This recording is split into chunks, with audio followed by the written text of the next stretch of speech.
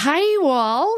Welcome back to Shay the Good People podcast, the podcast series pairing to the Shay and the Good People show that I host at Pete's Candy Store in Williamsburg. If this is your first time tuning in, what I do is a live show, like a singer-songwriter showcase, I guess, at Pete's. I'll sing original music, and then there's 3 different singer-songwriters each show. Share their tunes, their heart, their souls, their tears, their joy, their sorrows. And then we bring in the good people, all the guests, into the interview to talk about their show and talk about their life being in Brooklyn. And I am joined today by my very good, but also very new-ish friend, Ross Newhouse. Thank you for having me. Yeah, you're welcome. Welcome to the pod. I appreciate it. I like being here. Very cool. Like the plants, like the stones. Yeah, the vibe is set. Oh, the vibe. Vibe is very important. Vibe set. Yeah, new-ish studio for this round. I'm not really doing seasons, just like rounds of stuff. Yeah. But we met, you and I met at Arlene's Grocery when we were doing songwriter night. Yeah. I think it was what it was called. Just like one of those shows in the city where it's like a list of songwriters. You just show up. I didn't know anyone on the set. You were like a couple people after me. I went up and it was absolute chaos. Yeah, it was terrible. In the audience, I'm singing songs, very sad songs, picking on the guitar, which is a little quiet. And I think people are taking like pickleback shots. Absolutely. Yeah, it was a fraternity outing. Which that's part of my past life, so I know it very well. Yeah. But did you get the tingles of I was just like, I have this sensation, this spider sense that I was like, I might know these people. But I didn't, thankfully. Were you worried that you would be pulled back in? No, never. Okay. I was like, wow, you sent how far I've come, basically. Yeah. It was an amazing reflection of it was a great time. Well, basically, like I went up and there was no one in the audience, and I was like, well, this is kind of like a bummer. Like I thought this was like a bigger event, but I was one of the first people, and the way they set up that event is just like artist after artist after artist for like 4 hours, and we each get like 3 songs, so there's like 300 of us in there. No intro, nothing. You just walk on stage. No sound check. No. And the sound guy at Arlene's is incredible, so he was doing a great job with everything. But then once you had come on, this one artist who the memory's repressed. I don't want to say his name anyway, but had a bunch of fans that were all wearing his t-shirts. We all knew who they were, and they would not shut the fuck up.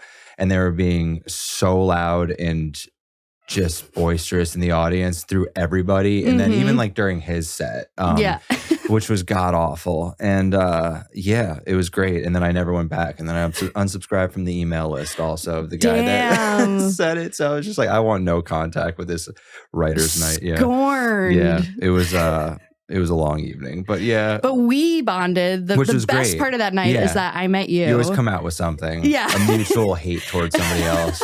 And you know what? It's such a balance because like secretly, or maybe not so secretly, I want fans like that. Oh, yeah. Like, I fucking want fans who are absolutely like Shayna's crop top, t-shirt, merch, fuck yeah, crying through the whole set. Like, who doesn't want your own Swiftie, you know? Absolutely, yeah. But I think the Swifties would like listen to the opening act and stuff or like read that. the room, maybe. Yeah, read the room would be like, great. No. Yeah.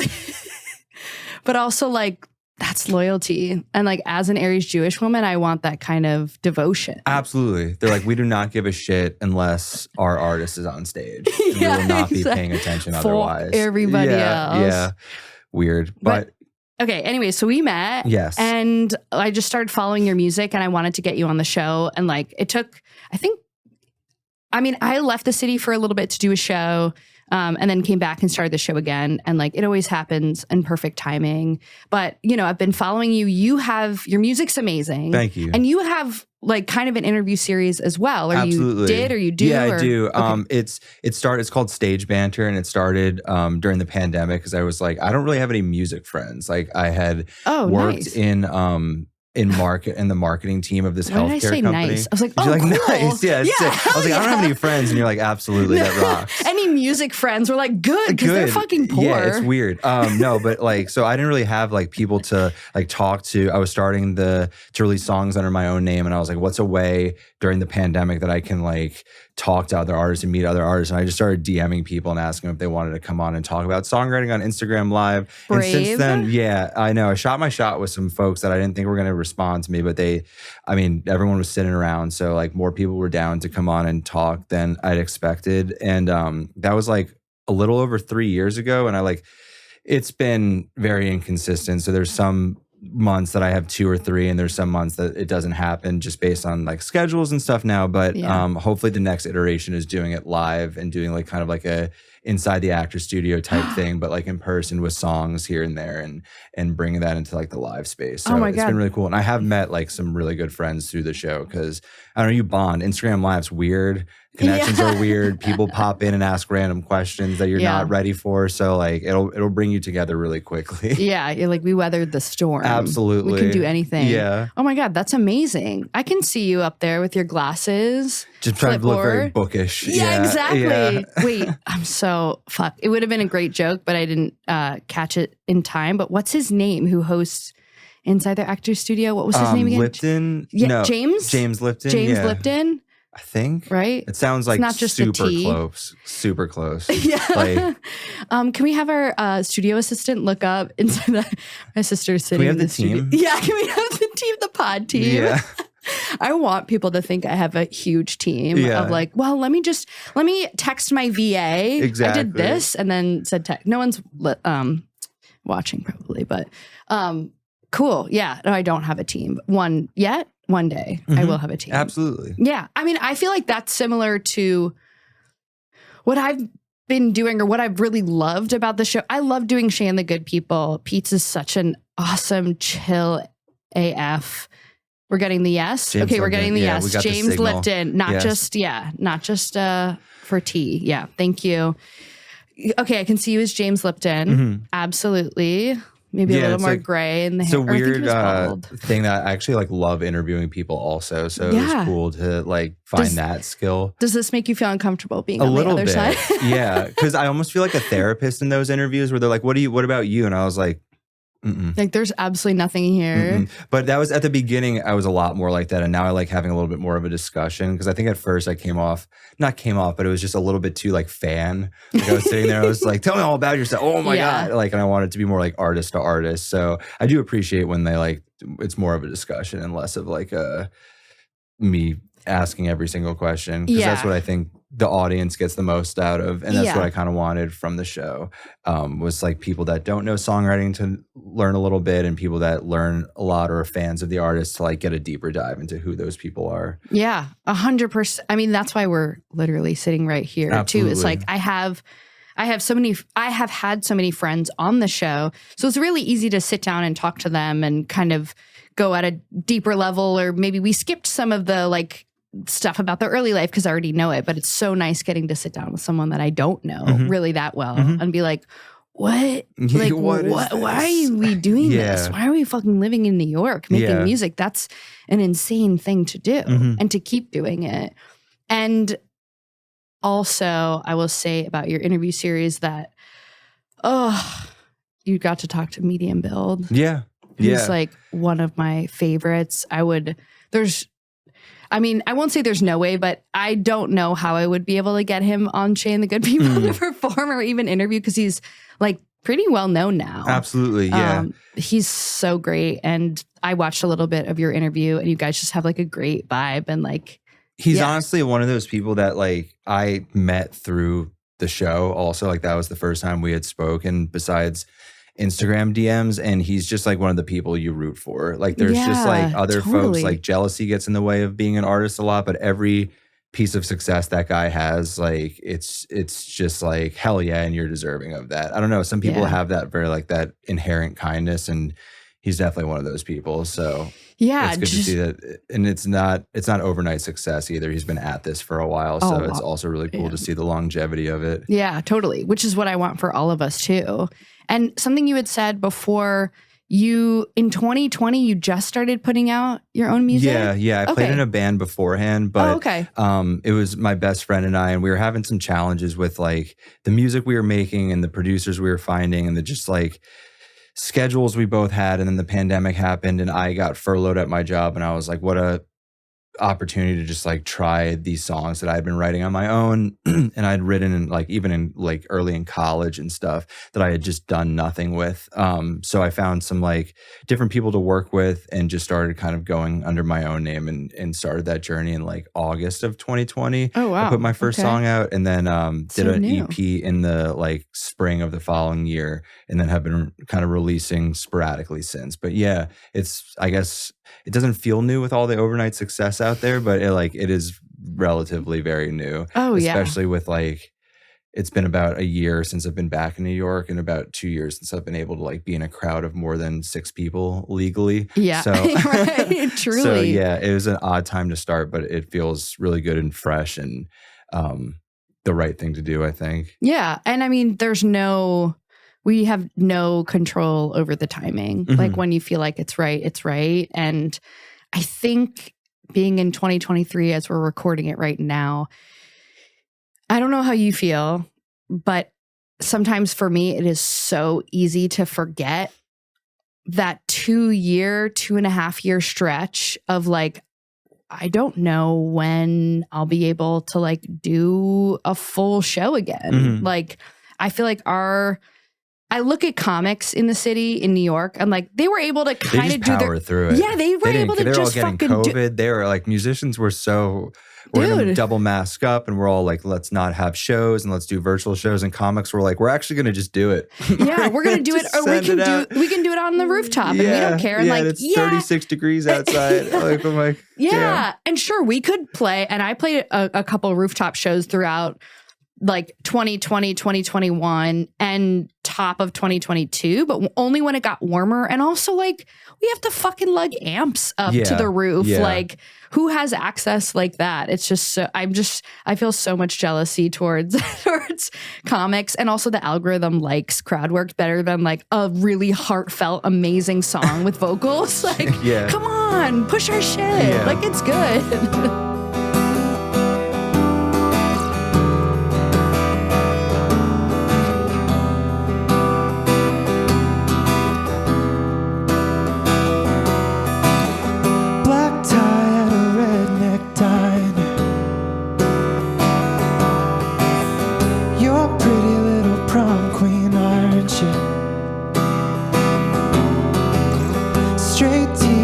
Crooked tiara, barefoot with your heels in hand. I can drive, I've been trying to stay sober. You're sipping moonshine out the sunroof. Baby, you're so carefree, footloose. Why's it feel like I lost my dancing shoes? I don't wanna stop the party, I don't wanna bring you down. Baby, when the spotlight's on me, I don't wanna wear this crown. I just wanna keep you honest. Every time your rain is cruel, but each time I say I love you, you tell me to play it cool. Okay, so fairly new. I would say fairly new in releasing your own music, which is amazing. I mean, I only started playing guitar and teaching myself guitar in 2020. Oh wow! Yeah, and even to me, I'm like, oh God, I'm not good enough. Like I've had 3 years. Like I've been playing my music for 3 years, but I think it's relatively not that long. Not at all, especially for an instrument. Yeah, yeah. And when I've interviewed a couple other guests on the show. And they're like, yeah, I kind of started late at guitar. I didn't pick it up until I was 15. I was like, fuck, 15? Yeah. I was 30. Right. So just be easy on ourselves. But yeah, and your songs, at least the ones that you did on Shay the Good People, like seem really, really personal. And I think the third song was Blue. Right. Or about the color blue, which is, it really...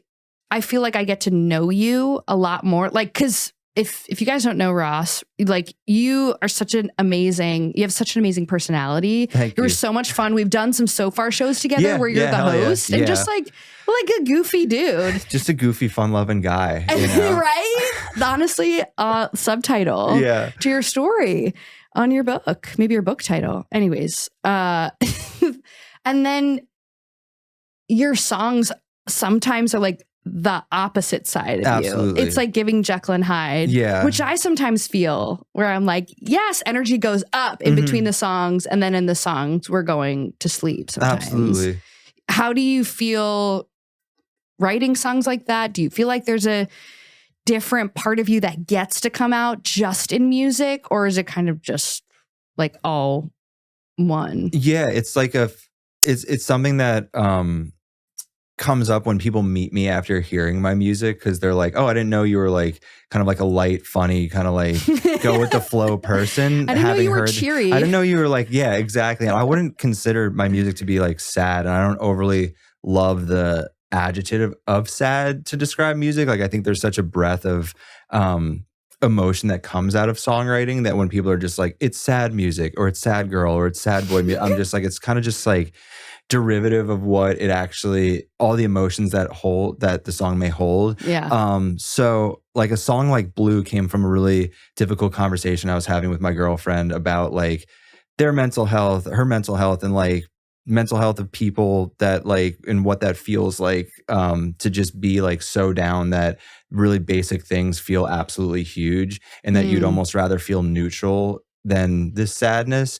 And then like in between songs, I just kind of like to bring, like I see myself as an entertainer, and I almost don't perform live for like myself and to get this off my chest and stuff. Like it is an entertainment industry and stuff like that. So a lot of times I feel like I owe it to folks to not have the entire set be this like really down, drab kind of like dragging you through the mud thing.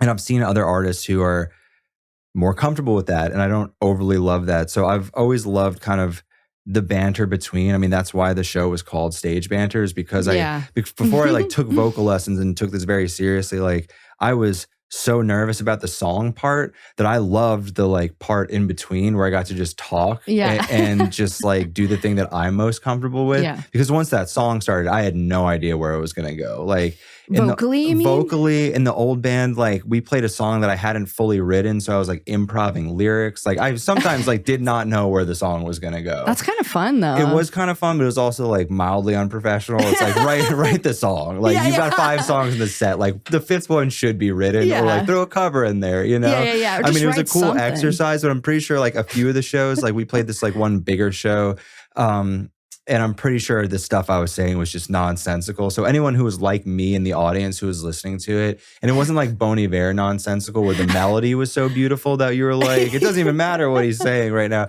It was just like, I don't know what the hell this guy's on about up there, and he's not hitting the right notes because I'm nervous as hell.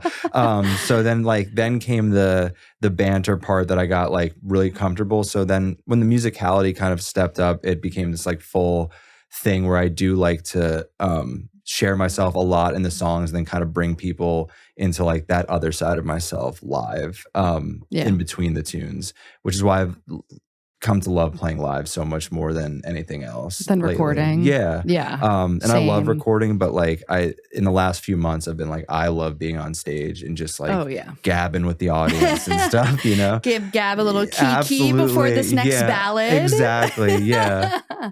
I mean, I feel exactly the same in terms of just like, it's the whole experience. If I'm playing a solo set, if I'm hosting a show, if I'm just doing 3 songs on a show, like they're going to get to know me as a person. And I feel like, well, one, I feel like different than comics, what I feel like comics talk about musicians is that they either have mentioned or know that like we can get a louder pop sometimes if we have like a personality or if we have a joke in between a song, because like the song is such like, that's what they came to hear is music. And then bonus, they get someone who's like funny and confident and can like make them laugh. We're like, oh, I didn't know I was going to laugh during a music show. Right. You know what I mean? Yeah. That's like you get like a surprise. Yeah. And like, I feel like as musicians, we get that a little bit easier. Like the audience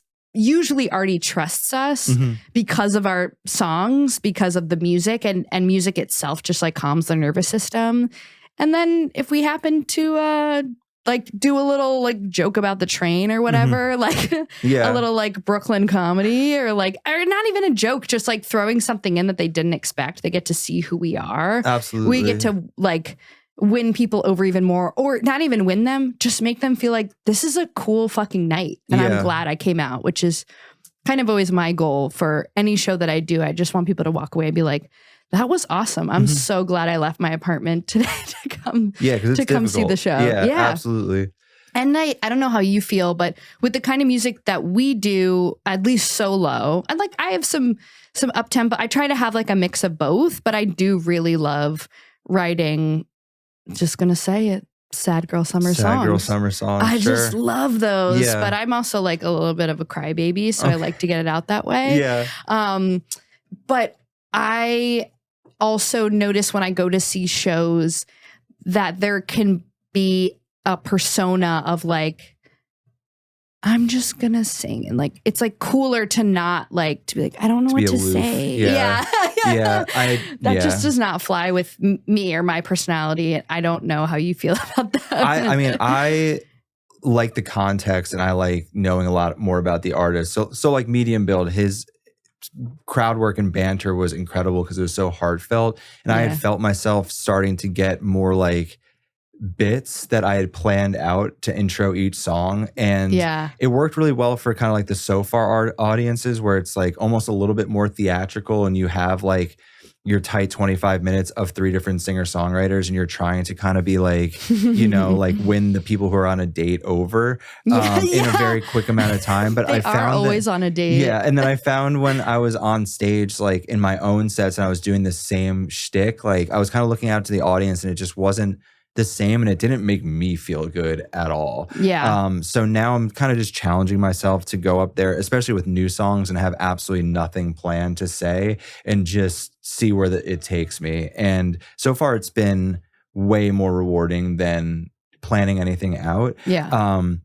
But then there's also times where I go to shows and I don't want to go to a singer-songwriter show. Like I want to go to like a funk show or a jazz show where like I don't really care about like the deep story. Just give me like some fun music to dance just to. Wanna dance. Like there's so many shows that I'm just like, I don't want to stand and like hear a pin drop anymore. Like I want to go to a punk show and have someone like kick through an amp. Like let's do that one night. So I think it's all about like the different, getting a variety, which is why New York's so wonderful also, is because you have like every act every night. So there's no shortage of whatever you're trying to see. Yeah.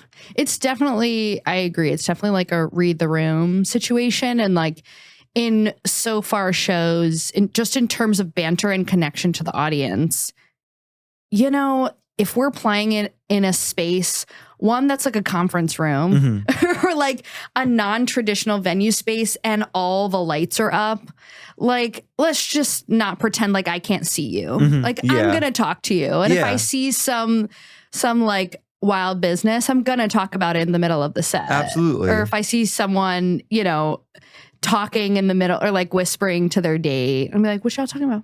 I played in San Francisco at this like very swanky kind of private club as part of the tour. Yeah. And I noticed that the crowd was a lot older, and I usually intro this one song talking about how it's about getting ghosted. And for some reason I said, as the kids would say, after ghosted. Oh, yeah. And I was like, and I think there's just like this natural urge as you're performing more and more to relate to whatever audience you're performing to. Totally. But I got off stage and my friend was like, you said, as the kids would say to like the older audience, and then I like inherently just pulled out a Dreams by Fleetwood Mac cover, and I was like, oh, I'm playing specifically to this crowd, which I do love, but it was also something to observe about myself. Also, was just like, why did I say as the kids would say? Like, that's what I say.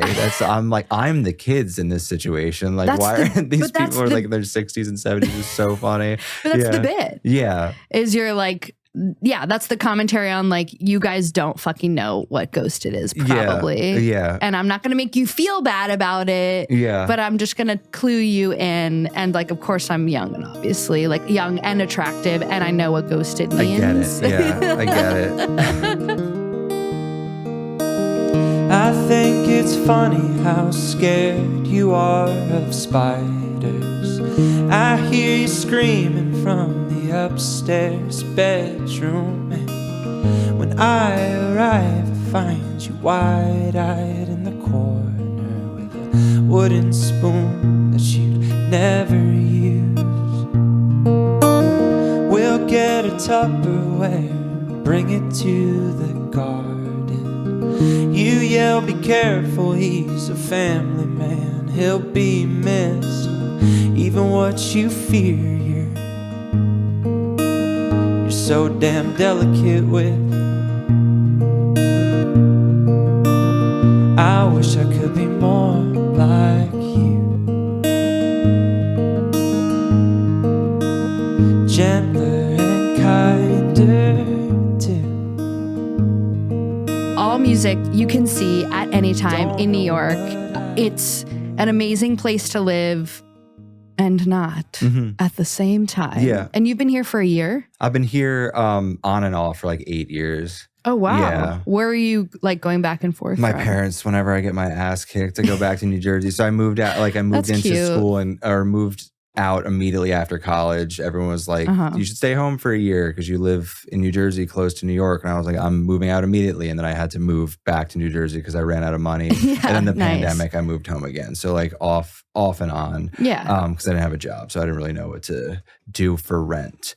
So it's lucky to have that safety net. But yeah, so bouncing back and forth a couple times. But turning 30 this year. So hopefully that'll be my absolute last time that I'll ever flock back to the nest. You never know. Honestly, like I think they're very happy that I'm out again. But you have a good relationship with your parents. Absolutely, yeah. But you know, when you downsize into a 2-bedroom or whatever they've moved in, I forget, into a condo in an over 55 community as like your next step in life. And then my sister graduates college and then I move home. And suddenly there's just 2 adult children in the house. Yeah. It's kind of like they're like, whenever you get, we we love done you with this. Yeah. But and like all joking aside, like that is just so sweet. Yeah. To me. I mean, the time was incredible looking back on it. Like I'll always value that I had 2 years at home with my folks, like as we get later in life. But at the time, it felt like shit. I did not feel that way at all. Yeah. I was very bitchy towards everybody because it's not where you want to be. But yeah, it was all good. Yeah. And did you write a lot of music when you were back there? Yeah, that was probably, and that's the kind of thing that I have to try to balance is that I was getting unemployment from getting laid off. Don't know which one's cooler to Whatever say. feels I got better. laid off. You know, I didn't get fired. I got laid off. I got laid off from an urgent care, which is hilarious during a pandemic, which I think is like the accomplishment of all accomplishments. You were working I was in their marketing team. Oh, okay. And then I got laid off because I did kind of like event strategy and stuff like that. Yeah. Wait, what is marketing for an urgent care? So like basically we have all these locations, and if there was like a street fair or like a PTA thing or like a local little league to sponsor or something like that, like I would spend a certain budget in every one of our towns to like do local level marketing. And a lot of that was like event based, like street fairs and all of these like different kind of things. And suddenly there was no events and anything. So I think I was the one person in the entirety of City MD Urgent Care to get furloughed and then laid off in the company. It was so fast too. It was like the first case hit New York, and they called me. I was like, was this just a coincidence that this happened, or like? I mean, apparently marketing is always the first thing to go. Yeah. But I also pictured like marketing of like social media, like reels of like, come into urgent care. I mean, we did that too. It was just like so boring because like no one finds anything about healthcare to be fun or anything. There's no joke that you can say that won't offend a ton of people who like, take this stuff very seriously. I work for a bunch of doctors who like have no aren't the most like fun people to be around. They're lovely, but like, boy, oh boy, was it like not where I wanted to be bringing my guitar in every day. And I would, and they'd be like, oh God, I remember when I used to do that. Like, don't give up on that dream. And I'd be like, oh my God, I'm going to die here. So I'm glad I got kicked out of the door because I feel like I would have stayed there forever. But also a fierce place to be if you might die. Yeah, be it was close great. to the urgent care. Yeah, someone in my department like was choking one time, and there was like 96 doctors just like right there. It was awesome. That feels good. So I got laid off there, and then I was just home, and I was kind of just writing so much because I had so much time. And before I moved home, I was in the city, and then I went out to Oregon for a few months to where in Oregon? This town called Astoria. I was having like a New York kind of freak out, and I used my security deposit to just go to the West Coast, and I wrote a ton of music out there. And like the couple months I was out there, cool. I wrote like so many songs, and that's the hard thing to like look back on and see my like output now that I have jobs and rent and things like that, and be like, how am I not writing like 2-3 songs a week? Like, what am I doing? 2-3 songs a week, in like New even York? if they weren't good, but like I would like finish a song and finish an album and an EP in that time. And I was kind of like, how do people not make albums all the time? Like all this stuff. And it was like, because you were getting unemployment, you weren't paying rent. Like, you idiot. Like, you don't have anything to do. There was nowhere to go. Gifted with time and like not having to take the subway.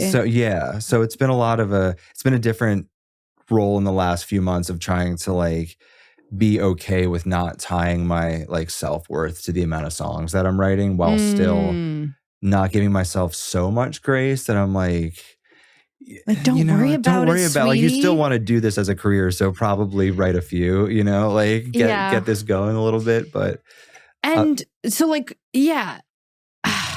I want to talk about, or even dive more into like the conversations as an artist living in New York. Like, talking to ourselves is probably the thing I do the most, is just like the words, the shoulds, you're not doing this, you should be doing that. Like, how do you, with everything that you do every day and being an amazing artist and performing, even I imagine you have like enough songs at this point that you can play wherever, whenever, but we always want more. Absolutely. Like, how is your day-to-day with the thoughts in your head? I wish I had better advice for you, because it's not good up there about like my own. Talk about it. Tell me more. Yeah, I think like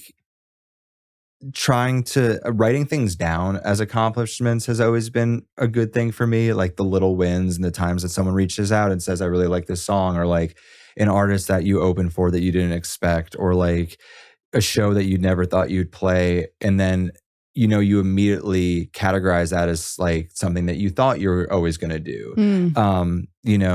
You play this venue and you're like, it wasn't a big deal because there was no one there.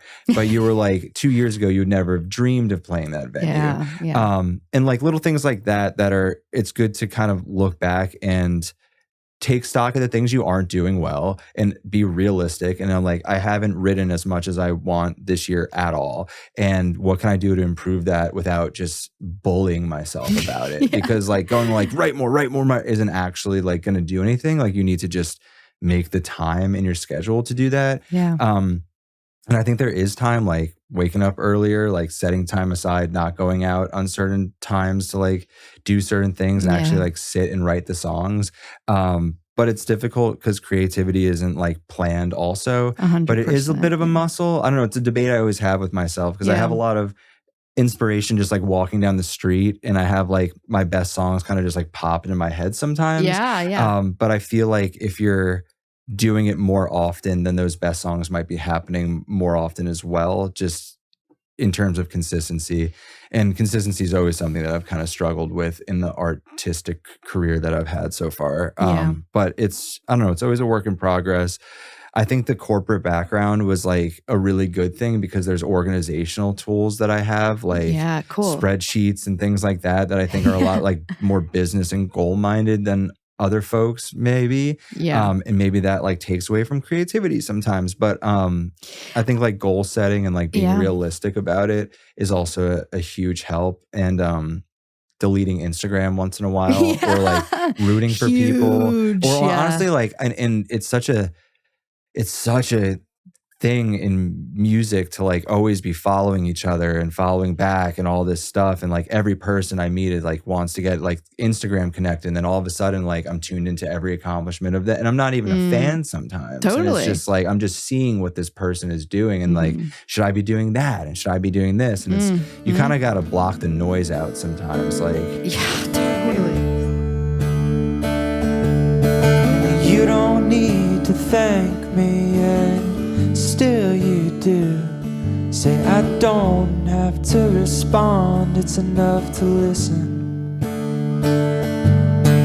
You're so sick of your patterns, how they constantly reappear. Wondering how you're both the attacker and the victim.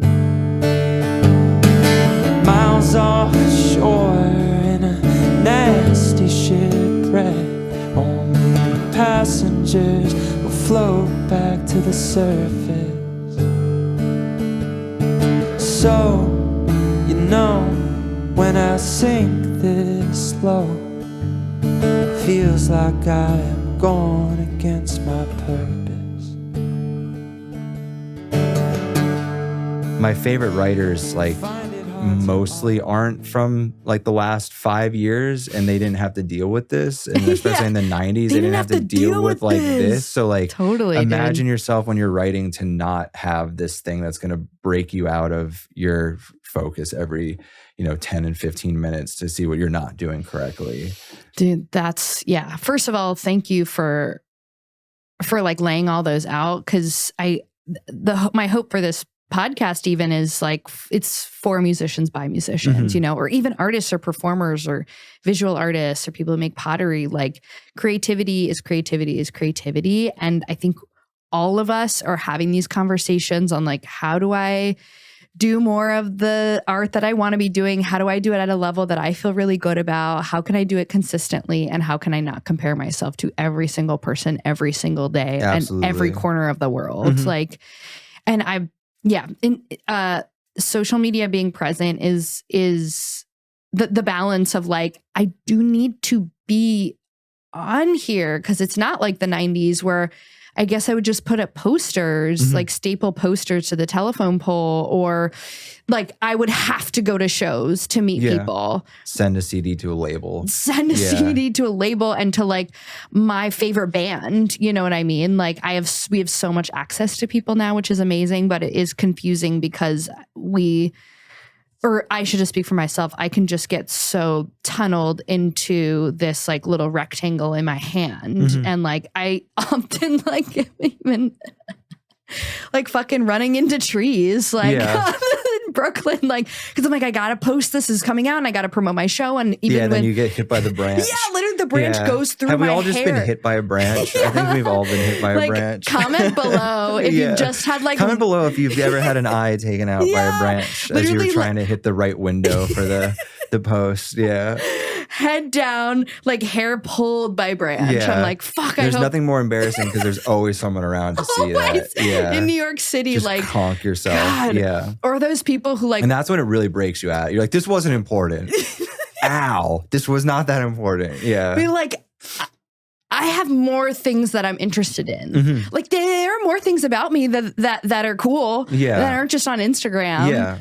That's kind of what my headspace goes to. There's they also see like me. needing to do. I was having a conversation with my friend Nico out on the West Coast, and he's been like making his own merch and like drawing again and things that are just not music. My girlfriend's become a great photographer, not monetizing it. People want to hit her up for like studio shoots, and she's like, no, I just don't need to be paid for this facet of my life. And I feel the same way with photography, where like I'm shooting through a roll and I'm like, I don't give a shit because I'm not selling this to anybody. If these don't come out, it's not I'll be frustrated because it was like a cool memory and a nice day, and I think these would have been nice photos, but it just doesn't matter like this thing that I've put a lot of stock into. And I think the folks that don't have that should try to find that. And I think that balance is also really great because it feeds into the other creativity.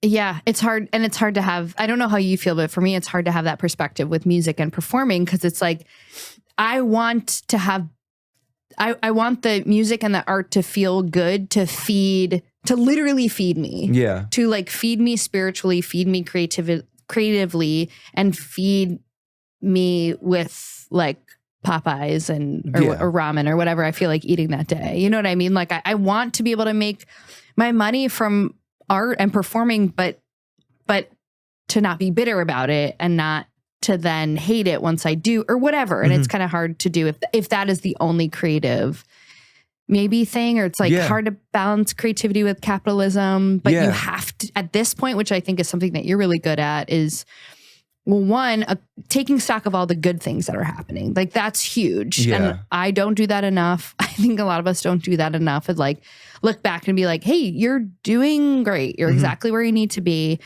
And then also being a business person, which is something I think you're really good at, which sounds like from the corporate world of like the spreadsheet. Like you have to, like we have to do both. Budgets and things like that. What the heck? What is that? Why? Wait, can you explain that? Yeah. But also just knowing, maybe this is just from a social media perspective, because we don't like physically see each other often, but it seems like if you've been back in the city for a year, little over a year, like you just got back from a tour. Yeah. And like you're opening for like one of our really good friends who is like, her career is going really well. Like it seems like whatever you're doing from the outside perspective seems like really working. And that's because I presented it as such. That's because I used a great filter, sweetie. Yeah, that was the New York filter, actually. That's right. It looks great. It's very sepia a little tone. grainy. Yeah.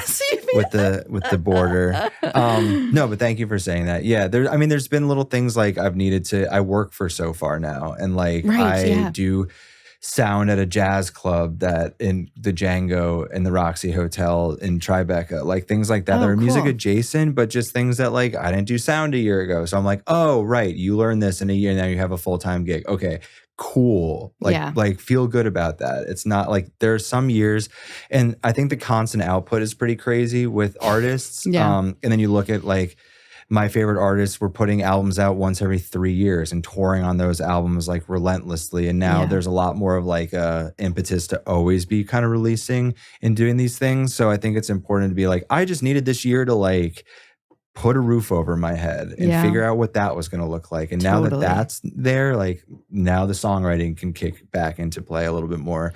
Allowing like your life to have priority while still being dedicated. Absolutely.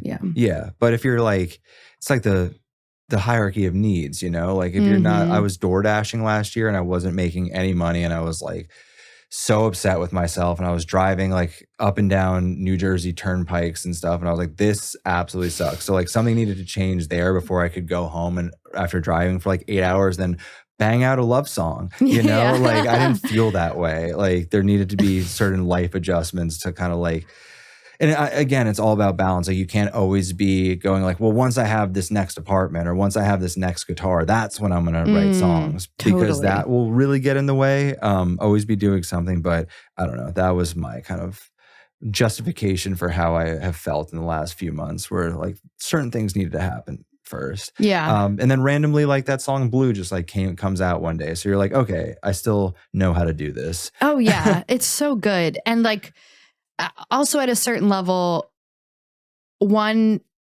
internal needs are so important. You need to feel safe. You need to feel like you have food. You need to feel like you're in a safe place to live. You need to feel like the relationships around you feel good. And that like all of that and stress can just stifle creativity. And also to trust that like you've been given this gift for a reason. You've been given the gift of songwriting. For a lot of people can sing, a lot of people can play guitar, and a lot of people can write, but not everybody wants to or can kind of put them all at the same time. And so trusting that the Holy Trinity between like the want, the desire, and the gift, like that the muse can come to you at any moment, whether you make time for it or not. Like I've experienced in my life, like good songs can just fucking come out of nowhere. And like, what is that? Is that God? Is that energy? Is that spirit? Is that past life? Is that just brain chemistry? I don't know. Yeah. I think it's a lot of like, not training, but like your practice and things like that. So when something does happen, you think of it through the filter of a song in the way that a painter might see something or a photographer might see an angle. Like I pass by things 95 times a day that might be incredible photographs that I would have no idea. But a photographer who's looked through a lens of his eye or her eye through their entire life, that's the way I kind of feel like songwriting. And a lot of us are like, well, it's just like a zap that happens. And I think I say that all the time, but it's also like conditioning to when that zap happens, it's happening through the filter of songwriting. And like you're thinking of things in song form and thinking of inspiration as, you know, music in a way. So when it comes, it's like it's definitely you know, ambiguous as to where it comes from, but the reason it's like filtered through that is because of what we've spent like so long doing. Yeah, totally. And even like the want to keep going. Like if we're like, you know what, I like this, I like my songs, or I don't really want to pursue this anymore, like who knows, maybe songs wouldn't come as easily. Absolutely. I mean, it would be like, all right, well then we don't need to. In my mind, I'm like, all right, then the muse is like, okay, well then we'll just go through somebody else. Like, you know, that that idea of like, or this concept of like, if you have an idea, a creative idea, and you're thinking about it for a really long time, but you don't actually do it, and then all of a sudden you see somebody else do it, kind of, you're like, oh, I kind of had that idea. It's like, it stays with you, the idea and the energy stays with you, and if you don't do anything with it, it's like very neutral. It's like, all right, we're just going to go into somebody else and do it. Hell yeah, dude. But I've seen it so many times. I'm like, it's just got to be that. It's just got to be like little cute little fairies. Yeah.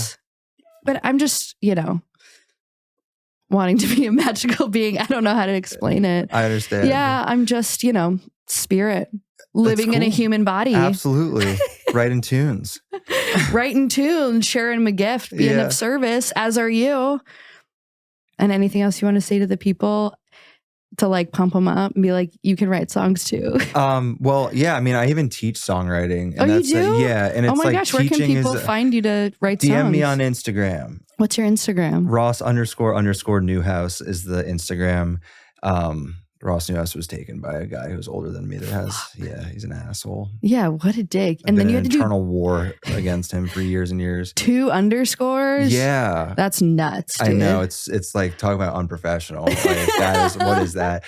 But yeah, I mean, like songwriting, there's so many great resources, and just listening to songs and kind of like figuring out, like, everybody when they first start out, I believe, is just copying somebody else. Like I was writing these like 4-page manuscripts of songs that were just trying to be Modest Mouse songs about like God and death and all this stuff that I like didn't really do anything for me. And then I was listening to this guy who goes by Kinship, and he writes these like very metaphorical, grand, ambiguous lyrics, and I started doing that, and my songs made no sense at all. And then I like got some advice from an artist named Adam Melcher, who's like a fantastic New Jersey singer-songwriter. Yeah, he's amazing. And baby. He was just like, write clever stories, like don't overthink the songs, and it kind of broke everything open for me. And that's when I just started writing about the things that have happened, or about things that I make up. Like my biggest song is called Holy Ghost. That's entire plot is just not real.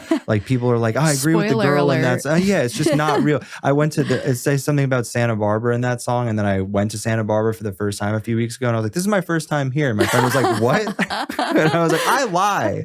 Like lie. Wow, if your life's not interesting, make it like, that's the cool thing about creative writing, is you don't have to write about yourself and your own experiences. You can write about a frog that like has a spaceship, you know, like write about that. Hell yeah. Write about something weird. Dude, and David Bowie, like one of the best. Exactly. Like write about a kid who can play pinball really well. Yeah. You know, like do some weird shit. So I don't know. It's in everybody. It's whether or not you can extrapolate it, I think. And we're all here to help. We love songs. That's so cool. I think that's great advice. Just like, I need that actually more, because I only write about my sad feelings. Yeah. Which is fierce also, but it's cool to invent a person. Totally. Yeah. It's just, I mean, that's creativity. That's like childlike play of like, ooh, what if this happened and that happened? But anyways, I'm so happy that you came into the studio. Thank you for so having much, me. Yeah. Ross. And okay, so you said your Instagram. So go ahead and follow Ross. And then where can people listen to your music? Just Ross Newhouse. No underscores needed on the Spotify. He thankfully doesn't release music. Sticking in his lane there. You one-upped him there. So. Absolutely. Cool. But anywhere you find music. Amazing. So go follow Ross, and Ross plays all over the city and is on tours. So yeah, go visit him on Instagram and then come see us at Shay and the Good People. We're on Instagram at Shay and the Good People. And yeah, we'll see you next time. Bye. I find it hard to argue with blue. It's impossible to fight such a vivid color. Some days pray gray won't dissipate and return back to its hue. Deep, deep, dark, dark. Someday pray the gray won't dissipate, and some days pray the gray won't dissipate, and some days pray the gray won't dissipate and return to a hue. Deep, deep, dark, dark.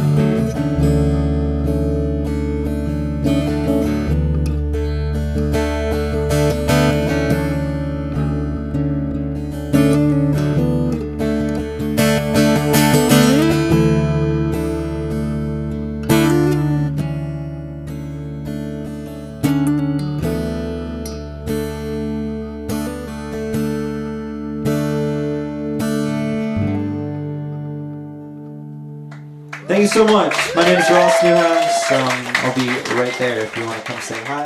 Thank you, Shay.